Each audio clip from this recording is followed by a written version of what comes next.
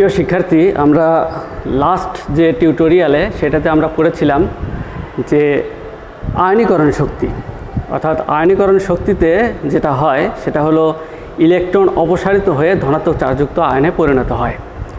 আর electron আসক্তিটা যেটা সেটা হলো ইলেকট্রন গৃহীত হয়, অর্থাৎ ইলেকট্রন আসক্তি মানে ইলেকট্রনের প্রতি আকর্ষণ, অর্থাৎ ইলেকট্রনের প্রতি বিশেষ ধরনের আকর্ষণ প্রকাশ করে। তো আমরা আয়নীকরণ শক্তিটা যে উদাহরণের মাধ্যমে সংজ্ঞাটা আমরা দিয়েছিলাম, ঠিক ইলেকট্রন আসক্তিটাও আমরা উদাহরণের মাধ্যমে শিখব, তাহলে আমাদের মনে থাকাটা দীর্ঘস্থায়ী হবে। তো এই ক্ষেত্রে একটু পার্থক্য আছে। আয়নীকরণ শক্তির ক্ষেত্রে ইলেকট্রন অপসারিত হয়ে ধনাত্মক চার্জযুক্ত আয়নে পরিণত হয়, আর এক্ষেত্রে হবে ইলেকট্রন আসক্তির ক্ষেত্রে যে ইলেকট্রন গৃহীত হয়ে, অর্থাৎ ইলেকট্রন গ্রহণ করে ঋণাত্মক চার্জযুক্ত আয়নে পরিণত হবে। ঠিক আছে, ত্যাগ করলে ধনাত্মক আর গ্রহণ করলে ঋণাত্মক। ঠিক আছে, আসো আমরা সংজ্ঞায় আসি, উদাহরণের মাধ্যমে আমরা সংজ্ঞাটা শিখি। ঠিক আমরা ইলেকট্রন আয়নীকরণ শক্তিতে যে উদাহরণের মাধ্যমে আমরা সংজ্ঞাটা দিয়েছিলাম, ঠিক ইলেকট্রন আসক্তিটাও আমরা ওই রকম উদাহরণের মাধ্যমেই সংজ্ঞাটাতে আমরা আস্তে আস্তে যাব। ঠিক আছে, তো মনে করো ইলেকট্রন আসক্তি, মনে করো ফ্লোরিন একটা পরমাণু, ফ্লোরিনে হলো 9, প্রথম কক্ষপথে 2, দ্বিতীয় কক্ষপথে হলো 2, 4, 6 আর 1 7। ঠিক আছে, কি করবে? একটা ইলেকট্রন গ্রহণ করবে, তাহলে এটা কি হবে? এখানে আসবে, তাহলে কি হবে? 2, 4, 6, 8। ঠিক আছে, একটা ইলেকট্রন গ্রহণ করে, এখানে 7টা ছিল, হয়ে গেল 8টা। ঠিক আছে, তো এটাকে আমরা এইভাবে দেখাই মাইনাস। ঠিক আছে, তাহলে ফ্লোরিন কি করলো? একটা ফ্লোরিন প্লাস একটা ইলেকট্রন গ্রহণ করে একটা একক ঋণাত্মক চার্জযুক্ত আয়নে পরিণত হলো। ঠিক আছে, তাহলে এইটা আমরা একটা ইলেকট্রন, একটা ফ্লোরিন, একটা ইলেকট্রন, একটা ফ্লোরিন আয়ন। তো এইরকম 10টা ফ্লোরিন যদি হয় তাহলে 10টা ইলেকট্রন গ্রহণ করবে, তাহলে 10টা ফ্লোরিন আয়ন তৈরি করবে। ঠিক আছে, এরকম যদি 1 কোটি ফ্লোরিন হয়, 1 কোটি ফ্লোরিন হয়, 1 কোটি ইলেকট্রন গ্রহণ করবে, 1 কোটি ইলেকট্রন গ্রহণ করে 1 কোটি ফ্লোরিন আয়ন তৈরি করবে। ঠিক, এটা যদি 1 কোটি না হয়ে যদি 6.023 × 10⁻23 সংখ্যক হয়, অর্থাৎ অ্যাভোগাড্রো সংখ্যক হয়, তাহলে কি হবে? 6.023 × 10⁻23টি ফ্লোরিন প্লাস 6.023 × 10⁻23টি ইলেকট্রন গ্রহণ করলো, অর্থাৎ এতটি ফ্লোরিন এতটি ইলেকট্রন গ্রহণ করলো করে 6.023 × 10⁻23টি ফ্লোরিন আয়ন তৈরি করলো। ঠিক আগের মতো, আগে ছিল আয়নীকরণ শক্তির ক্ষেত্রে ছিল গ্রহণ, আর ত্যাগ ছিল, আর এটার ক্ষেত্রে হলো গ্রহণ, একই জিনিস। তো এটা আমরা জানি, এটা হলো অ্যাভোগাড্রো সংখ্যা। অ্যাভোগাড্রো সংখ্যা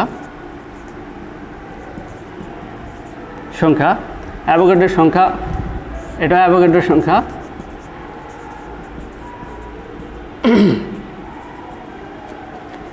এটা অ্যাভোগাড্রো সংখ্যা।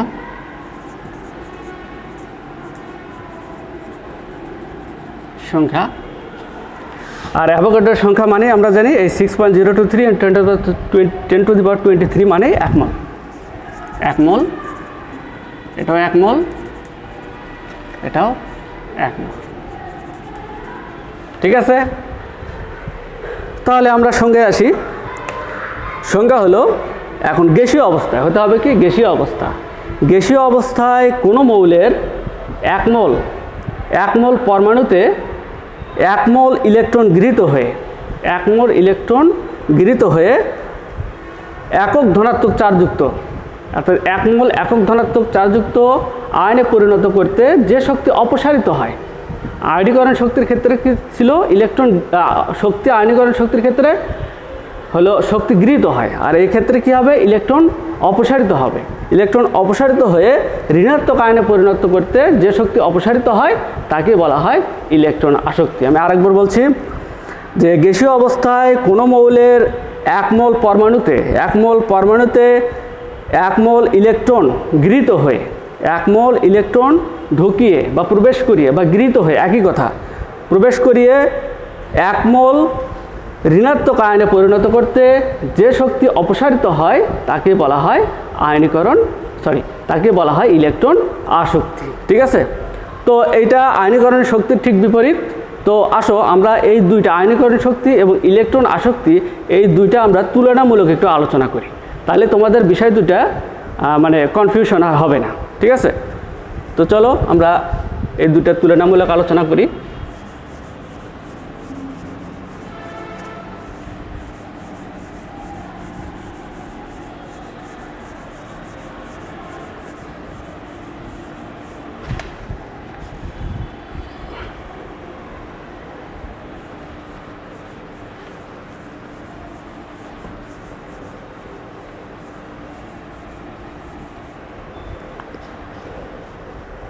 আসো তাহলে এইটা আমরা পার্থক্যটা করি, পার্থক্য না ঠিক তুলনামূলক আলোচনা।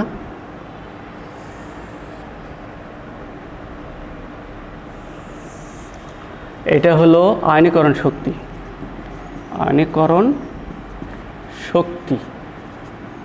আর এটা হলো ইলেকট্রন আসক্তি। তাহলে 1 নম্বরে আমরা সংজ্ঞাটায় আসি। 1 নম্বর, গ্যাসীয় অবস্থায় কোনো মৌলের 1 মোল গ্যাসীয় পরমাণু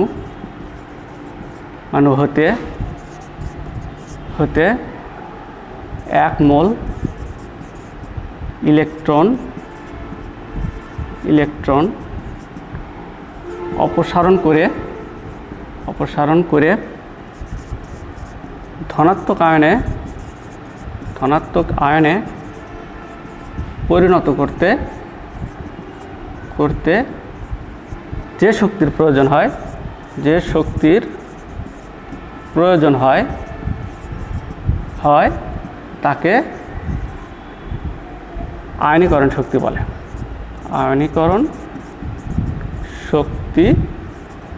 বলে। ঠিক আছে, তাহলে ইলেকট্রন আসক্তি কী হবে, একই রকম। গ্যাসীয়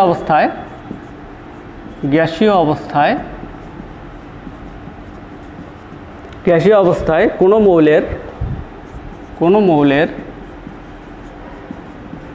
মৌলের পরমাণুতে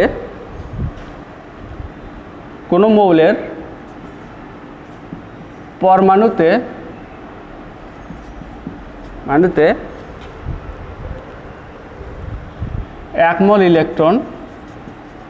মোল ইলেকট্রন প্রবেশ করিয়ে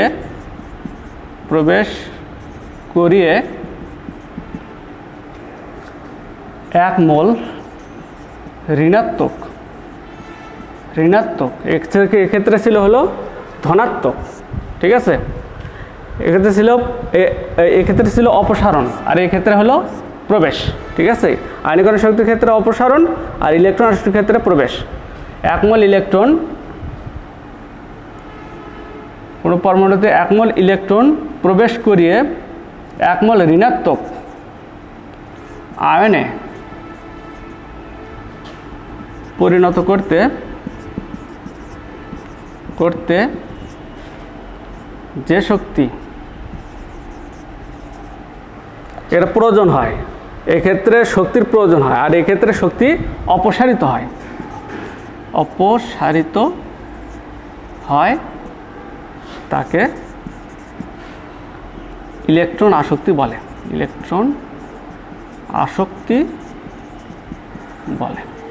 তাহলে পার্থক্যটা কোথায়, যে 1 মোল গ্যাসীয় পরমাণু হতে 1 মোল ইলেকট্রন অপসারণ, এক্ষেত্রে কি ইলেকট্রন গ্রহণ, প্রবেশ বা গ্রহণ, ঠিক আছে, এটা আমরা গ্রহণও লিখতে পারি, গ্রহণ করিয়ে 1 মোল ঋণাত্মক আয়নে, আর এক্ষেত্রে ছিল ধনাত্মক আয়ন, আর এক্ষেত্রে হলো ঋণাত্মক আয়ন। এটা হলো অপসারণ, এটা হলো প্রবেশ, এটা হলো ঋণাত্মক, এটা হলো ধনাত্মক পরিণত করতে যে শক্তির প্রয়োজন হয়, এটা হলো প্রয়োজন, দরকার হয়, আর এক্ষেত্রে হয় অপসারিত। এক্ষেত্রে ইলেকট্রনটা শক্তিটার প্রয়োজন হবে, আর এক্ষেত্রে কি শক্তিটা অপসারিত হয়ে যাবে, ঠিক আছে। তাহলে এই শক্তিকে কি বলা হয়? আয়নীকরণ শক্তি, আর এই শক্তিটাকে বলা হয় ইলেকট্রন আসক্তি। তো এই গেল মোটামুটি সংজ্ঞা। তাহলে উদাহরণ আমরা দিতে পারি, যেমন 1 মোল আমরা উদাহরণ দিয়েছিলাম লিথিয়াম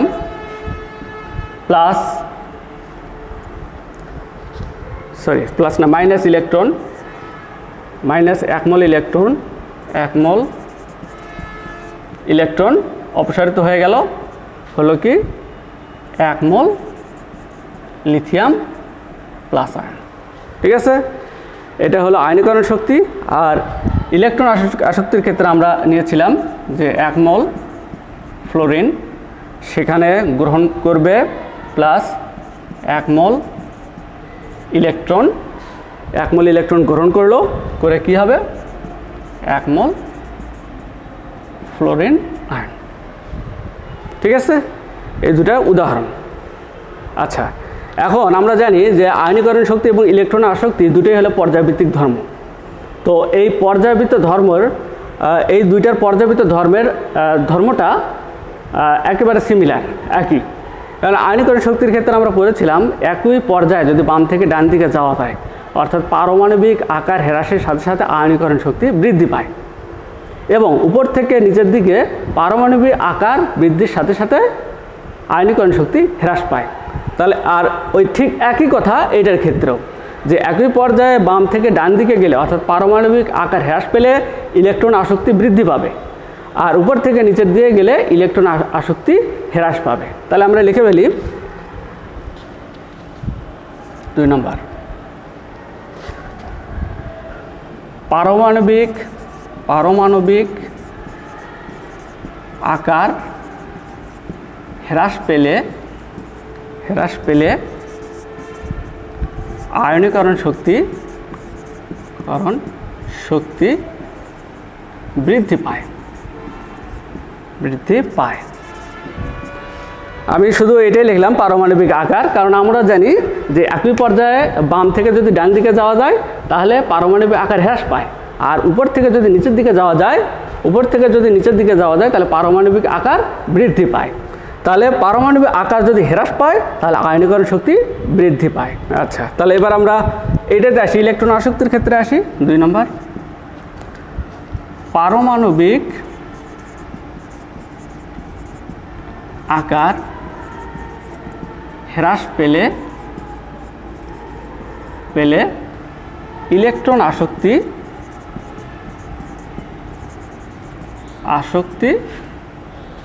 বৃদ্ধি পায়। অর্থাৎ একই, আকার হ্রাস পেলে বৃদ্ধি পায়, হ্রাস পেলে বৃদ্ধি পায়, একই বিষয়। তাহলে এটা যদি পারমাণবিক আকার, এটা সাধারণত বাম থেকে ডান দিকের বিষয়। এবার উপর থেকে যদি নিচের দিকে আসি তাহলে কি হবে? 3 নম্বর, পারমাণবিক আকার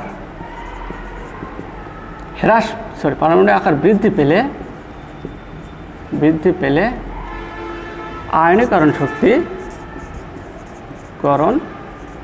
শক্তি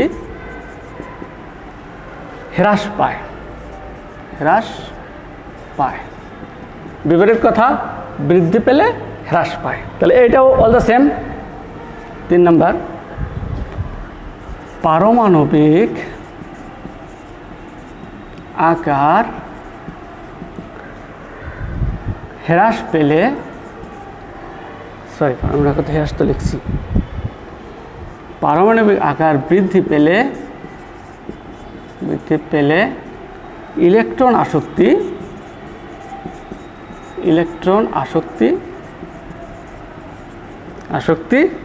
হ্রাস পায়। ঠিক আছে, তাহলে এই পরের দুইটা ধর্ম দেখো, পরের দুইটা 2 এবং 3, এই 2 এবং 3 একই রকম, হ্রাস পেলে বৃদ্ধি পায়, হ্রাস পেলে বৃদ্ধি পায়। এক্ষেত্রে কি বৃদ্ধি পেলে হ্রাস পায়, বৃদ্ধি পেলে হ্রাস পায়।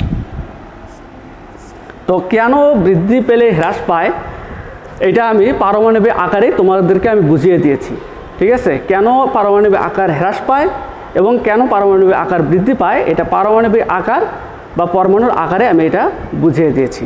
যেমন দেখো, যদি ফ্লোরিনের শেষের কক্ষপথ থাকে 7টা ইলেকট্রন, সে সহজভাবেই সে একটা ইলেকট্রন গ্রহণ করে অষ্টক পূর্ণ করতে চাইবে, সেজন্য ফ্লোরিনের ইলেকট্রন আসক্তিটা বেশি। তো আমি তোমাদেরকে এই দুইটা পার্থক্য সুন্দর করে বুঝিয়ে দিলাম যাতে তোমাদের এই দুইটা বিষয় নিয়ে কোনো কনফিউশন না হয়ে যায়, ঠিক আছে। তো আর বইয়ে যে উদাহরণগুলো আছে সেগুলো তো তোমরা দেখবাই, এবং তোমাদেরকে আমি কিছু হোমওয়ার্ক দিব যেগুলো তোমরা বাসায় গিয়ে নিজেরা করবে, ঠিক আছে। আর নিজেদের মতো করে অ্যান্সারটা লিখে আমাকে দিবে, ঠিক আছে। তো তোমাদেরকে আশা করি দুইটা পার্থক্য তোমরা বুঝে গেছো। তোমাদেরকে ক্লাসটা দেখার জন্য অসংখ্য ধন্যবাদ।